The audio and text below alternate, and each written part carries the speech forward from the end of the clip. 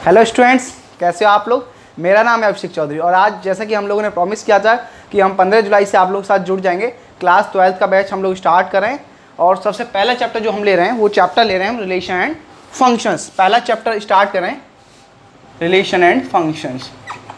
Class 12th का ये पहला चैप्टर है मैथमेटिक्स का। यहाँ से हम अपनी क्लास 12th की बिगनिंग स्टार्ट करते हैं ना। क्लास 12th स्टार्ट करें इससे पहले मैं आपको कुछ बातें बता देना चाहता हूँ। जैसा कि कुछ लोग समझते हैं कि यार हम लोगों ने क्लास 11 में पढ़ाई नहीं की थी, क्लास 9th में पढ़ाई नहीं की थी, क्लास 10th में पढ़ाई नहीं की थी, अब हमारा टारगेट है कि हम 95% अचीव कर पाएँ, 98% अचीव कर पाएँ, तो हम कैसे करेंगे। तो ऐसा देखो बिल्कुल भी नहीं है, आप बिल्कुल अचीव कर सकते हो। आपने अब तक पढ़ाई की है या नहीं की है वो सब भूल जाओ, ठीक है। बस ये सोच लो कि अब पढ़ाई करनी है ना। ये मैटर नहीं करता आपने पास्ट में क्या किया है, आप प्रेजेंट में क्या कर रहे हो, ये आपके फ्यूचर के लिए डिपेंड करेगा। इंपॉर्टेंट ये चीज़ है ना कि आप प्रेजेंट में फ्यूचर के आने वाले कल के लिए क्या कर रहे हो। अगर आप आज से अभी से मेहनत करना स्टार्ट कर देते हो तो आप डेफिनेटली जो भी अचीव करना चाहते हो 95% 98% आप डेफिनेटली अचीव कर लोगे, है ना। और वैसे भी हम आपको इस तरीके से पढ़ाएंगे कि आपकी कंसेप्ट क्लियरेंस बिल्कुल अच्छे से हो। मैथ्स, फिजिक्स एंड केमिस्ट्री तीनों हमारे चैनल जगराम कोचिंग क्लासेस पे आपको अवेलेबल होंगी। तो आप चैनल को सब्सक्राइब कर लो ताकि आपको कोई भी इंपॉर्टेंट वीडियो हो तो आपको तुरंत नोटिफिकेशन मिल जाए और कोई भी चीज़ मिस ना हो, है ना। तो चलिए स्टार्ट करते हैं। चैप्टर का नाम है रिलेशन एंड फंक्शन। तो चैप्टर स्टार्ट करें उससे पहले मैं आपको एक्सरसाइज के बारे में इंट्रो दे देता हूँ। जो एक्सरसाइज है आपकी एक्सरसाइज 1.1, 4 एक्सरसाइज है। एक्सरसाइज 1.2 इस चैप्टर में 4 एक्सरसाइज है। एंड बाइनरी ऑपरेशन वैसे हटा दिया गया है लेकिन स्टेट बोर्ड में कुछ में अभी भी है, स्टेट बोर्ड के अंदर, तो इसलिए हम बाइनरी ऑपरेशंस को भी पढ़ेंगे। तो पहली एक्सरसाइज है टाइप्स ऑफ रिलेशन के बेस्ड, टाइप्स ऑफ रिलेशंस पे, टाइप्स ऑफ रिलेशंस पे बेस्ड है। सेकंड एक्सरसाइज बेस्ड है टाइप्स ऑफ फंक्शंस पे। ये जस्ट इंट्रो है कि एक्सरसाइज में हम क्या क्या पढ़ने वाले हैं, है ना। इंट्रोडक्शन होना काफ़ी ज़्यादा जरूरी होता है। ये कंपोजिशन ऑफ फंक्शंस पे बेस्ड है exercise 1.3। Composition of functions, FOGG of F आप लोगों ने पढ़ा होगा,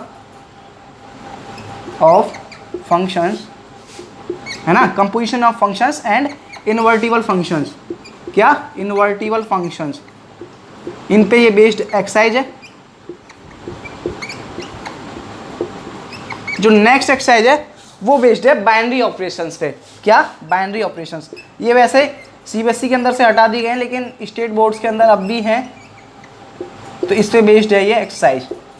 तो हम बेसिकली ऐसा बोल सकते हैं कि इस चैप्टर के अंदर हम लोग को 4 कंसेप्ट सिखाए गए। हम टाइप्स ऑफ रिलेशन पढ़ेंगे, टाइप्स ऑफ फंक्शन पढ़ेंगे, कंपोजिशन ऑफ फंक्शन और उनका इन्वर्टिबल फंक्शन मतलब इनवर्ट्स कैसे निकालते हैं, ये सब हम इसमें पढ़ेंगे। फिर बाइनरी ऑपरेशन आ जाते हैं, ठीक है। बाइनरी ऑपरेशन पढ़ेंगे, बहुत ईजी होते हैं, ठीक है। तो आप एक बार इसको नोट कर लीजिए, फिर उसके बाद स्टार्ट करते हैं। चलिए नोट कर लिया होगा आपने। चैप्टर स्टार्ट करें। चैप्टर रिलेशन एंड फंक्शन आप लोगों ने 11th में भी पढ़ा होगा। चैप्टर स्टार्ट करने से पहले मैं कुछ बेसिक टर्मिनोलॉजी लिख देता हूं जो आप लोगों को पता रहनी चाहिए, है ना।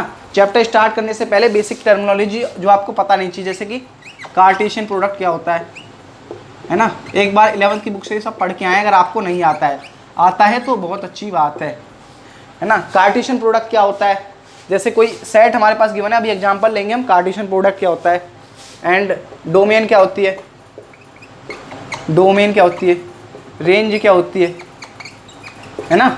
वैसे तो मैं बता दूंगा, जहाँ पे ज़्यादा इंपॉर्टेंट होगा कि डोमेन, रेंज, कोडोमेन ये सब क्या होते हैं मैं बता दूंगा, है ना। बट ज़्यादा डिटेल में हम लोग नहीं जा सकते। आपको बिल्कुल भी बेसिक नहीं पता है, बिल्कुल कभी किताब खोली नहीं है, तो आप लोगों को पढ़ना पड़ेगा 11th वाला भी, क्योंकि 12th वाला वरना फिर समझ नहीं आएगा। देखो रिलेशन क्या होता है ये पता रहना चाहिए, फंक्शन क्या होता है ये पता रहना चाहिए, है ना। तो बेसिक टर्मिनोलॉजी है जो आपको पता रहनी चाहिए। और दूसरी चीज़ Cartesian product of set, set का जो कार्टेशियन प्रोडक्ट है वो कैसे करते हैं वो पता रहना चाहिए आपको। जैसे A बराबर गिवन है 1 2 3, है ना, और B बराबर गिवन है, लेट्स सपोज मैं कुछ ले लेता हूँ इसी तरीके से। B बराबर ले लेता हूँ 1 2 3 4 ले लेते हैं यहाँ पे, और यहाँ पे ले लेते हैं B बराबर 5 6 7 8, 5 6 7 8। तो आपको क्या करना है, इसका कार्टेशियन प्रोडक्ट लिख के दिखाना है मुझे। Cartesian product that is A cross B, A cross B आप लोगों को लिखना है। क्या होगा, A क्रॉस B आप लोगों को लिखना है। A क्रॉस B जल्दी लिखिए। जल्दी लिखिए।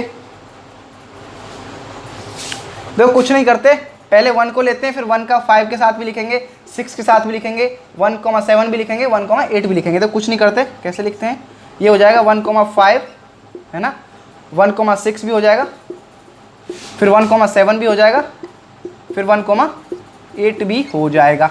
ठीक है, एक क्रॉस भी कुछ ऐसा होगा। फिर 2 को लेंगे, फिर 2,5 लिखेंगे, 2,5 भी लिखेंगे है ना, 2,6 भी लिखेंगे, 2,7 भी लिखेंगे और 2,8 भी लिखेंगे बिल्कुल। फिर 3 को लेंगे, फिर 3,5, 3,6, 3,7, 3,8 इसको लिखा। उसके बाद 4 को उठाएंगे, 4,5, 4,6, 4,7 एंड 4,8। ठीक है, तो ये क्या हो गया, ए क्रॉस बी होगा। अगर हमें ए ये गिवन है, बी ये गिवन है, तो ए क्रॉस बी हम उसका कार्टेशियन प्रोडक्ट इस तरीके से लिखते हैं। इसको हम बोलते हैं कार्टेशियन प्रोडक्ट। क्या बोलते हैं इसको हम, Cartesian product of set. Sets का ये सेट ए है, सेट ये सेट ए है, सेट बी है, तो इनका सेट्स का क्या हो रहा है, कार्टेशियन प्रोडक्ट हो रहा है। तो क्या बोलेंगे इसको हम, Cartesian product of set. Note कीजिए इसको, नोट कीजिए।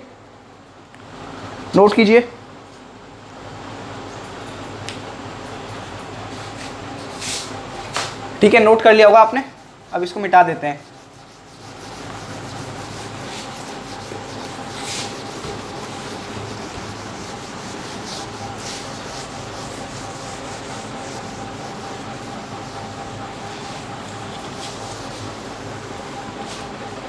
कार्टेशियन प्रोडक्ट ऑफ सेट के बेसिस पे आपके दो तरीके के रिलेशन डिफाइंड हैं। ठीक है, एक तो इम्पिटी रिलेशन, आप इन्हें नल रिलेशन भी बोल सकते हैं, नल रिलेशन भी इनको बोल सकते हैं। सेकंड होते हैं यूनिवर्सल रिलेशन।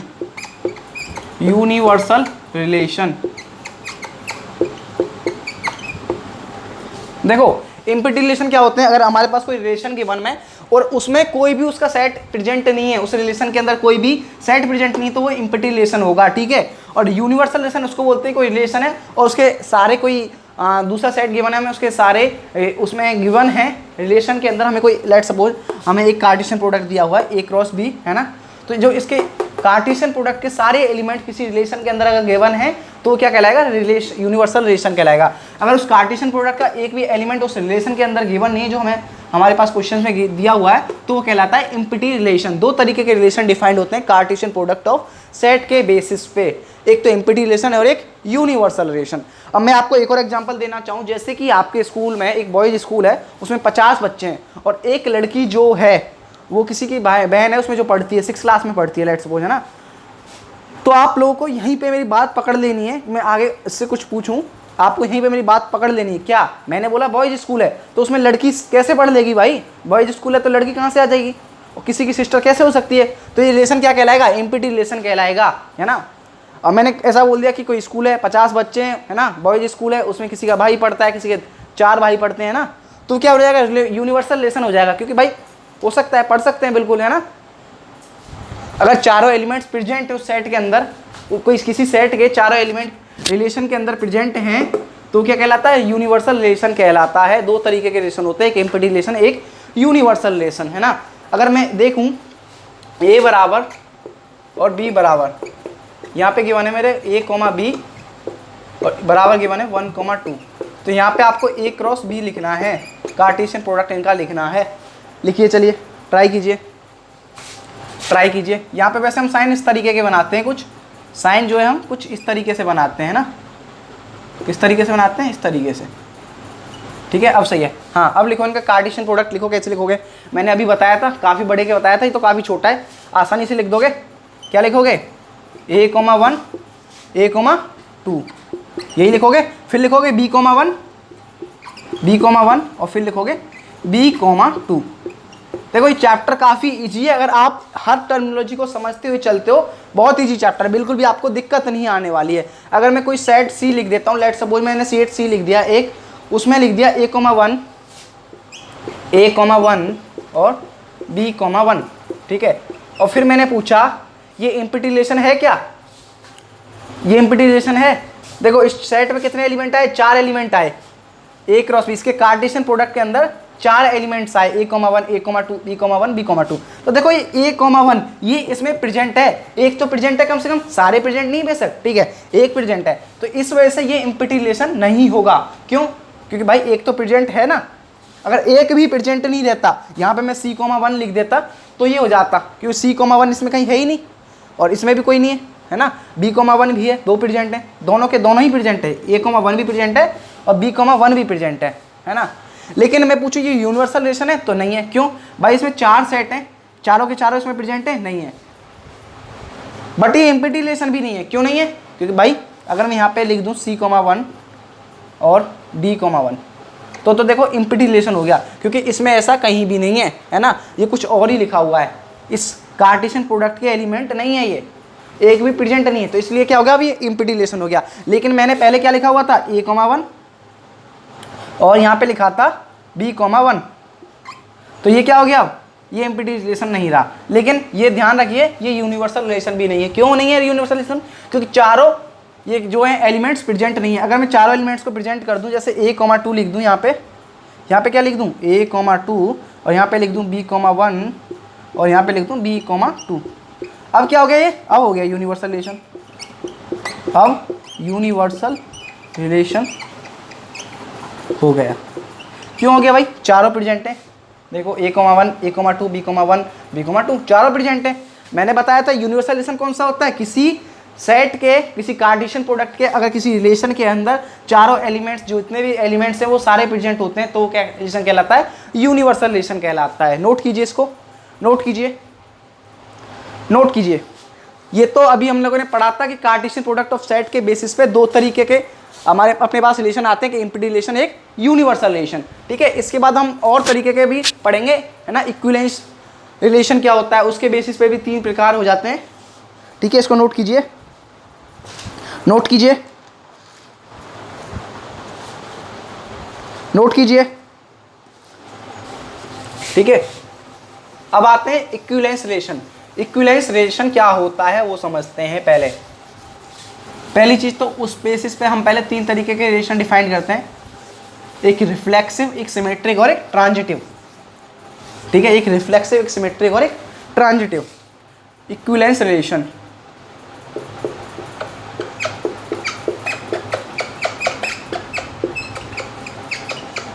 Equivalence relation. अभी इक्विवेलेंस रिलेशन क्या है? अगर आपको कोई पूछता है कि इक्विवेलेंस रिलेशन होने के लिए क्या कंडीशन जरूरी है, तो देखो इसमें 3 तरीके के रिलेशन होते हैं, reflexive, reflexive, symmetric, symmetric, transitive, transitive, transitive relation, relation, relation.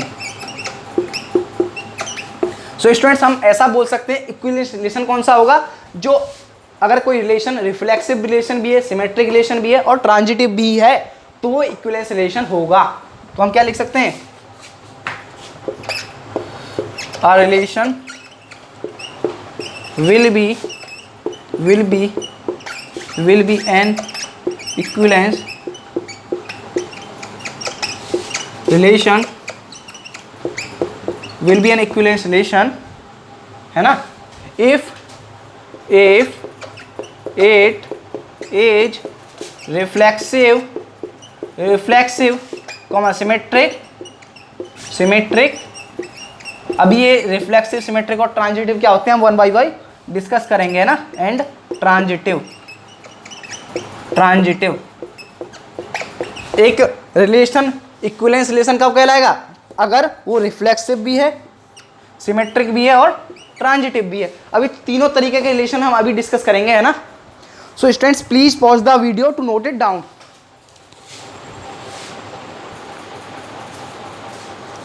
सो स्टूडेंट्स अब देखते हैं रिफ्लेक्सिव, सिमेट्रिक और ट्रांजिटिव रिलेशन कौन से होते हैं। ये मैंने पहले से लिख लिया ताकि आपका टाइम सेव हो जाए। और relation R in set A, set A के अंदर किसी रिलेशन आर को हम रिफ्लेक्सिव कब बोलेंगे भाई? रिफ्लेक्सिव कब बोलेंगे? अगर ए कॉमा ए बिलोंग्स करता है आर को, सीधी सी बात है। अगर कोई देखो कार्टेशियन प्रोडक्ट या हमारे पास रिलेशन है किसी का, और एक कार्टेशियन प्रोडक्ट भी हमारे पास है ना, एक रिलेशन भी है, तो हमें चेक करके बताना है कि ये जो रिलेशन हमें गिवन है वो रिफ्लेक्सिव है कि नहीं। अगर देखो इस तरीके से कोई कार्टेशियन प्रोडक्ट 1 2 3 4 और हमारे पास रिलेशन कुछ ऐसा गिवन है, हमारे पास कुछ रिलेशन ऐसा गिवन है 1,1 1,2 है ना, 2,2 3,3 एंड 4,4। देखो अब हमें कुछ नहीं देखना, बाकी एलिमेंट्स को नहीं देखना। अगर उसमें 1,1 और 2,2 3,3 और 4,4 ये चारों प्रेजेंट हैं तो रिलेशन क्या होगा, रिफ्लेक्सिव होगा। या फिर हम इस तरीके से बोल सकते हैं किसी की वैल्यू रिलेशन के ए और बी के बीच में हमें रिलेशन गिवन है, ए और बी के बीच में रिलेशन गिवन है जिसकी वैल्यू 15 आ रही है लेट सपोज, है ना, तब हम ए और ए के बीच में रिलेशन निकालें तो भी वैल्यू 15 आनी चाहिए। अगर ऐसा हो जाता है तो वो रिलेशन क्या कहलाएगा, रिफ्लेक्सिव कहलाएगा। अब दूसरी चीज़ समझते हैं हम सिमेट्रिक रिलेशन। सिमेट्रिक मतलब सीधा सा बात है, उल्टा पुल्टा। अगर हमें a1 a2 belongs to R है तो a2, a1 belongs to are होना चाहिए, है ना। अगर ऐसा हो जाता है तो रिलेशन क्या होगा, सिमेट्रिक होगा। और ट्रांजिटिव क्या होता है भाई, ये समझते हैं। ट्रांजिटिव होने के लिए भाई पहली चीज़ तो 3 एलिमेंट्स होने जरूरी हैं। क्या 3 एलिमेंट्स होने जरूरी हैं, ए बी सी। अगर A B belongs to A comma, देखो जैसे a1 a2 और a3 लिए गए यहाँ पे, अगर a1 a2 belongs to R है और a2 a3 belongs to R है तो a1 a3 बिलोंग्स टू भी आर होना चाहिए। अगर ऐसा हो जाता है तो वो रिलेशन क्या होगा, ट्रांजिटिव होगा। अगर एक a1 a2 belongs to R है और a2 a3, देखो इन दोनों में ये कॉमन है कि नहीं। अब ये दोनों कट जाएंगे, लेट्स सपोज ऐसा मान लो कि कट जाएंगे, फिर क्या बचेगा, a1 और a3 बचेगा। तो a1 और a3 भी बिलोंग्स करने चाहिए किसमें, आर रिलेशन में, belongs to R. For all a1 a2 a3 belongs to a, है ना। तो इसको नोट कर लीजिए एक बार, फिर कुछ एग्जांपल लेते हैं रिफ्लेक्सिव के, सिमेट्रिक के और ट्रांजिटिव के। नोट कर लिया होगा आपने।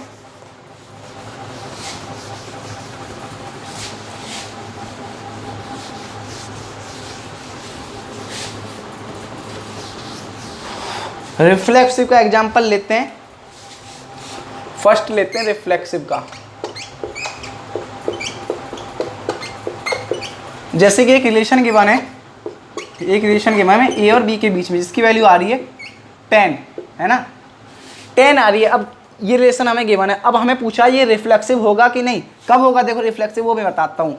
अगर ऐसा करें हम ए की बी की जगह ए ही डालें और ये वैल्यू 10 आ जाए तो ये क्या होगा, रिफ्लेक्सिव होगा, अदरवाइज ये रिफ्लेक्सिव नहीं होगा, है ना। पहला एग्जांपल ये हो गया। अब दूसरा एग्जांपल लेते हैं। देखो बात समझ में आ रही है ना, ए की बी की जगह ए ही डाल देना है, वापस वही वैल्यू डाल के देख लेनी है। अगर उसको सेटिस्फाई कर जाता है, उसी की वैल्यू इक्वल आती है दोनों की वैल्यू, तो ये रिलेशन क्या होता है, रिफ्लेक्सिव होगा। जैसे हमारे एक और एग्जांपल गिवन है, एक ट्रायंगल है हमारे पास, एक ट्रायंगल है, ए है, ये बी है और ये सी है। लेट्स सपोज इक्विलेटरल ट्रायंगल है ना, समांतर, मतलब जिसके तीनों एंगल 60 डिग्री के होते हैं, पता होगा ना इक्विलेटरल ट्रायंगल। अब हमें गिवन है एक रिलेशन किसके बीच में, एंगल ए और एंगल बी के बीच में जिसकी वैल्यू 60 डिग्री है ना, 60 डिग्री है। अगर अब मैं पूछूँ ये रिफ्लेक्सिव होगा तो आप कैसे बताओगे, ये रिफ्लेक्सिव तब होगा जब एंगल ए और ए के बीच में हम रिलेशन निकालें और वो भी 60 डिग्री आ जाए तो ये रिफ्लेक्सिव होगा, है ना। अगर मैं निकालता हूँ ये 50 डिग्री आ रहा है, 70 डिग्री आ रहा है, तो ये रिफ्लेक्सिव नहीं होगा, 60 डिग्री ही आना चाहिए एग्जैक्ट। ठीक है, नोट कीजिए इसको। अब एक और एग्जांपल ले लेते हैं। जैसे एक लाइन है, क्या एक लाइन है L1, ये दूसरी लाइन है L2।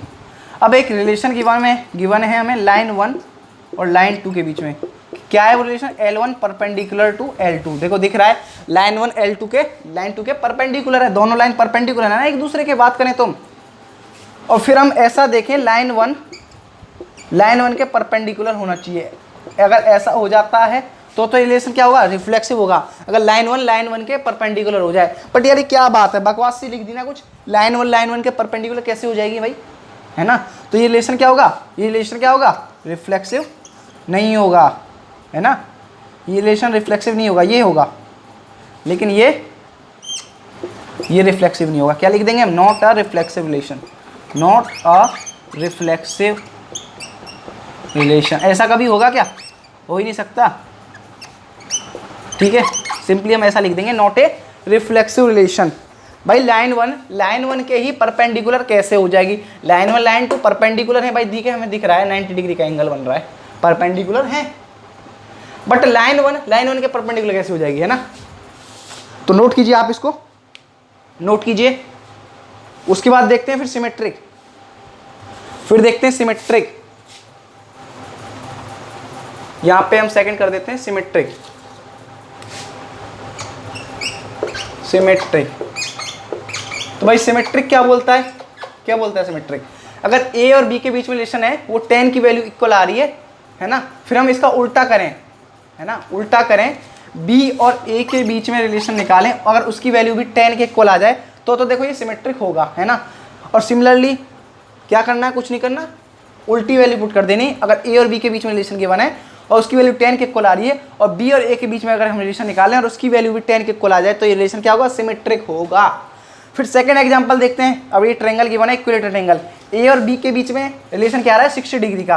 फिर हम एंगल बी और एंगल ए इसका अपोजिट करें और उसके बीच में भी यही रिलेशन आ जाए 60 डिग्री वाला, तो ये रिलेशन क्या होगा, सिमेट्रिक भी होगा।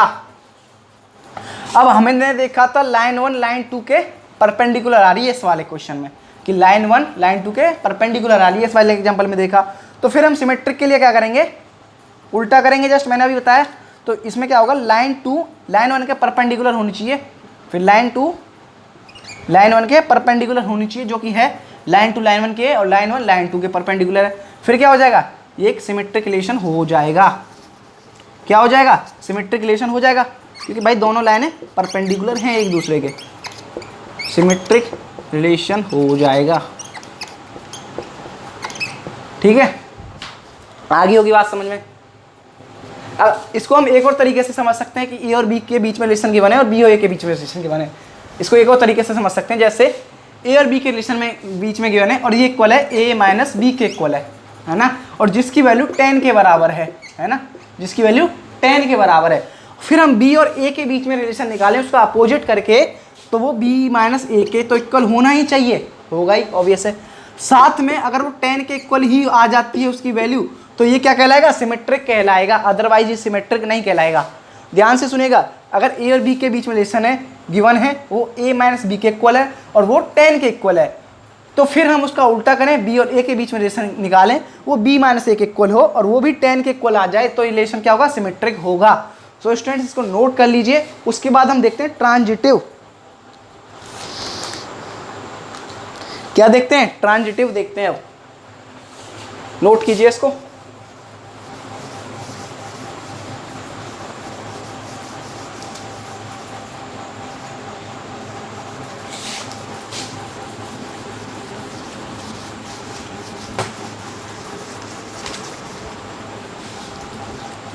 ट्रांजिटिव देखते हैं। थर्ड है ट्रांजिटिव। क्या है ट्रांजिटिव, पहली चीज तो जो ट्रांजिटिव रिलेशन हम देखते हैं तो उसके लिए 3 एलिमेंट्स प्रेजेंट होने जरूरी हैं, A B C. Let suppose हमने 3 एलिमेंट्स ले लिए, क्या ले लिए, ए बी सी, ए बी सी, और हमें एक रिलेशन गिवन है ना, एक रिलेशन गिवन है। ट्रांजिटिव कब होगा, देखो ए और बी के बीच में रिलेशन गिवन है, वो इक्वल है बी और सी के रिलेशन के, जो बी और सी के बीच में रिलेशन है, और अगर वो इक्वल हो जाता है, दोनों सेम है, ए और सी के रिलेशन के, जो रिलेशन ए और सी में है, तो ये क्या कहलाएगा, ट्रांजिटिव कहलाएगा। इस कंडीशन पे ये हो गई ट्रांजिटिव की कंडीशन, अदरवाइज ये ट्रांजिटिव नहीं कहलाएगा। अगर ऐसा हो जाता है तो क्या कहलाएगा, ट्रांजिटिव कहलाएगा। इस चीज़ को पहले नोट करो, नोट करो।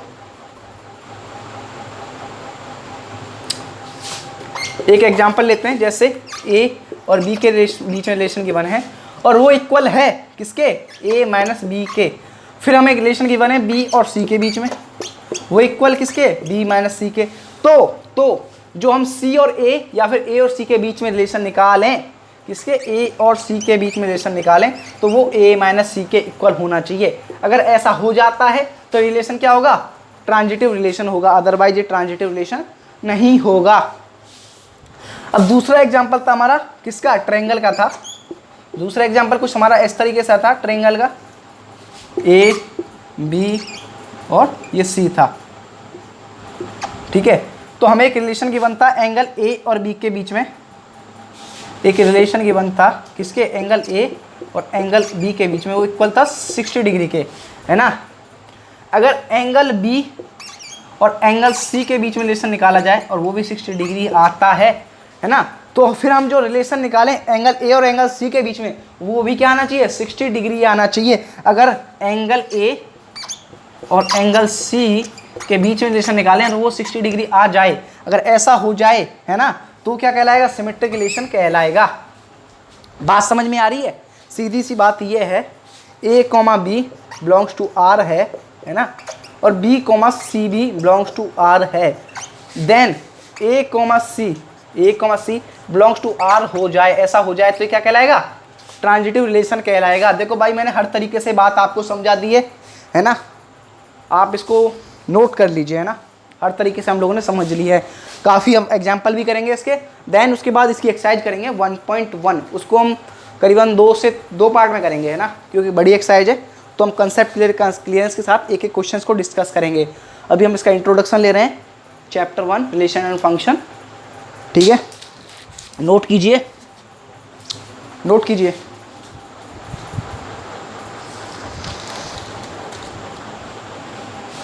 नोट कर लिया होगा।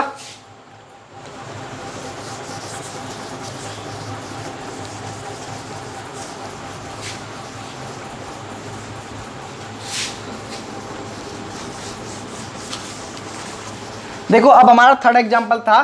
थर्ड एग्जाम्पल के लिए मैं बताया था कुछ लाइन वाला एग्जाम्पल था कि 3 लाइन होनी चाहिए, लाइन 1 हो गई, ये लाइन 2 हो गई और लाइन 3 भी कुछ ऐसे होनी चाहिए, ये लाइन 3 हो गई।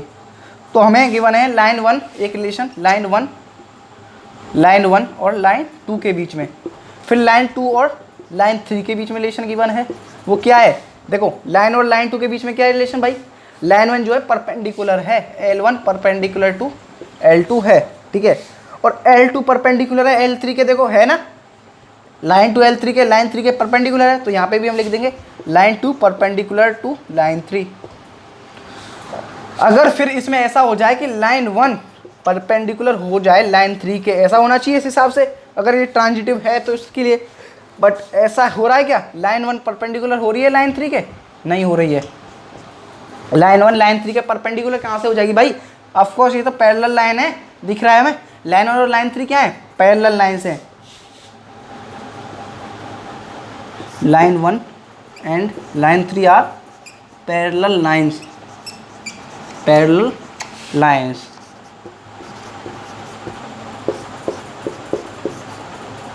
पैरेलल लाइन से ये, तो ये परपेंडिकुलर तो हो ही नहीं सकती, तो ये क्या लिख देंगे हम, क्या लिख देंगे, this relation is not a transitive relation, not a transitive not a transitive relation. तो ये रिलेशन क्या होगा, ट्रांजिटिव नहीं होगा। तो गाइज हमने रिफ्लेक्सिव रिलेशन, सिमेट्रिक रिलेशन और ट्रांजिटिव रिलेशन 1 बाय 1 सभी को समझ लिया है अच्छे से, है ना। तो आप इसको नोट कीजिए, उसके बाद हम कुछ एग्जांपल्स करेंगे।